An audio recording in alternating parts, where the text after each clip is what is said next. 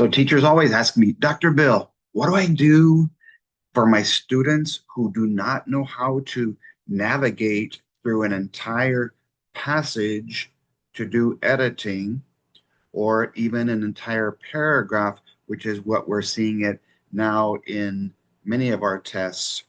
And it doesn't matter what state you're from, but your students oftentimes are in a state of confusion because they have no idea how to make it through an entire paragraph, let alone an entire passage to practice the skill of editing.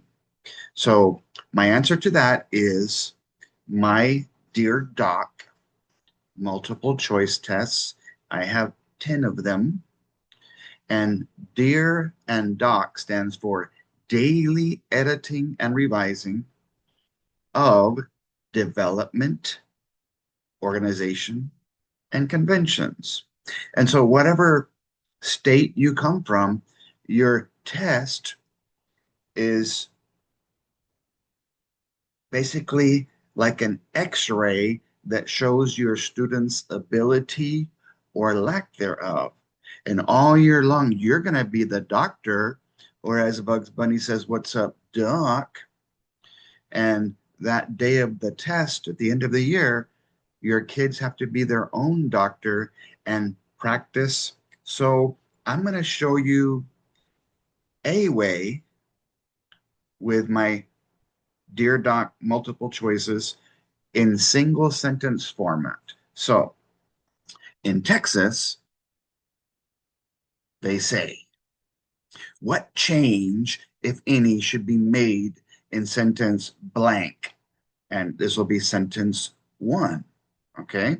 So you can either do worksheets or you can do what one of my co-consultant friends said, sheets that work. Take the blah out of practicing editing, conventions, grammar, and try to make it more bling by changing it up a little bit, making it exciting. So, what I'm going to be doing, you can either call this Gone in 60 Seconds, because once we start a sentence, a question, it's going to be gone in 60 seconds. Or you could call it perhaps Minute to Win It. Okay. So these are quick, like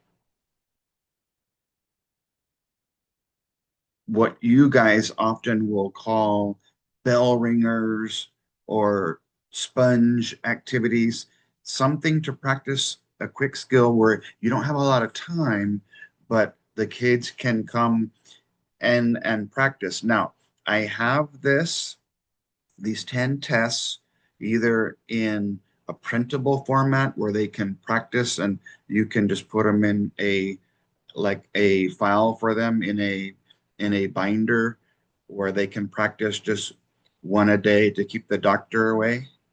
Uh, or you can practice this online version where I've gone ahead and entered to make it online friendly, where your students can not only select an answer, one answer, but they can also uh, explain, they can justify their answers to the right instead of what a lot of tests have that your kids have to do what I call lab work. They have to go to lined and blank paper to justify it. This allows them to do it right then and there. And then what you would do, you would just make a copy for each and every student to have in their computers so that they can practice the skill and each time save their responses.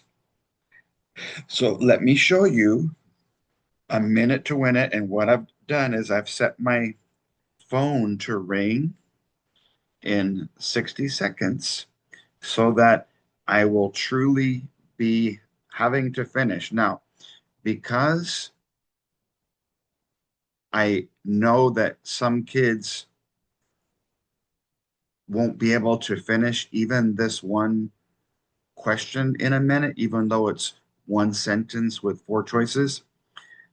I allow them to set up the problem like you see here, but they can't go through answering it. And so what I'm going to do is I'm going to verbalize my way. I'm going to read it solo.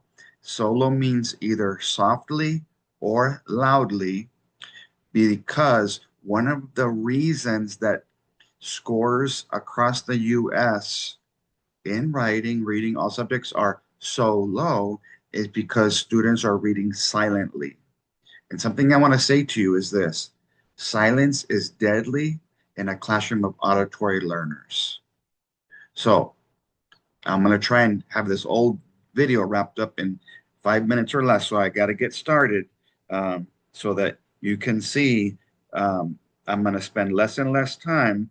And later on, when we get to the third or the fourth test, the kids will have to uh, they'll have to be able to, setting my timer, sorry for ignoring you there. They'll have to be able to do all of this stuff, or as much as possible, verbalizing it and still finish in 1 minute. It might take them like 2 minutes to do all this. And so we'll check and see as we go. And every day I'm going to do one of these for you.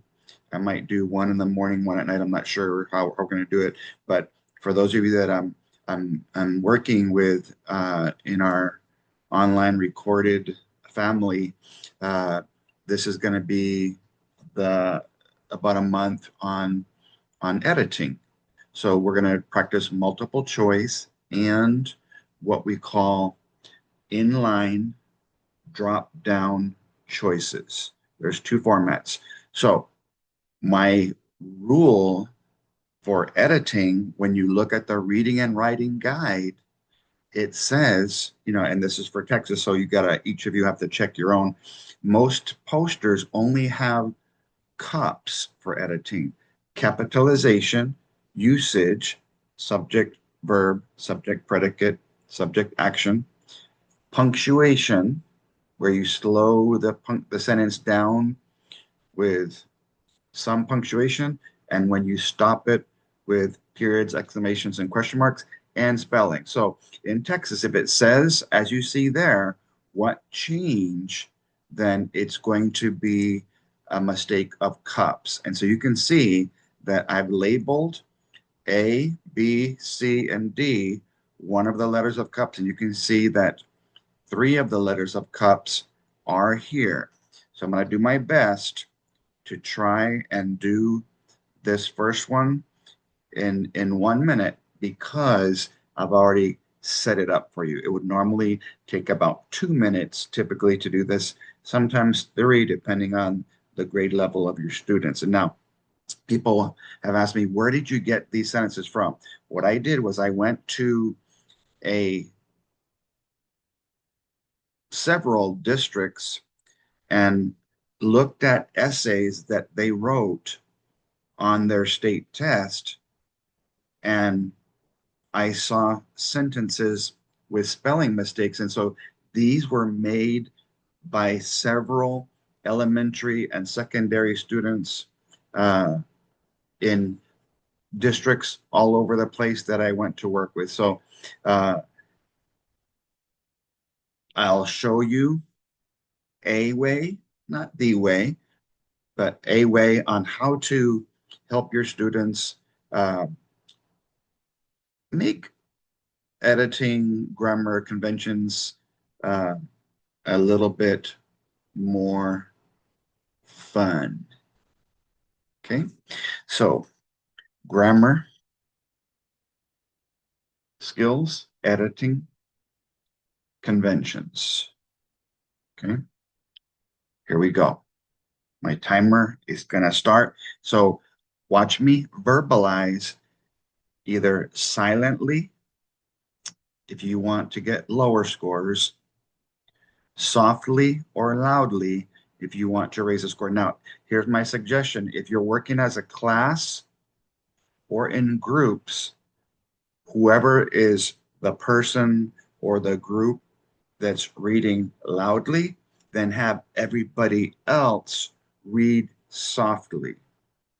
That way, everybody is moving three things: their eyes, their mouth, and their mouse tracking, or their pencil if you decide to use the paper version of this.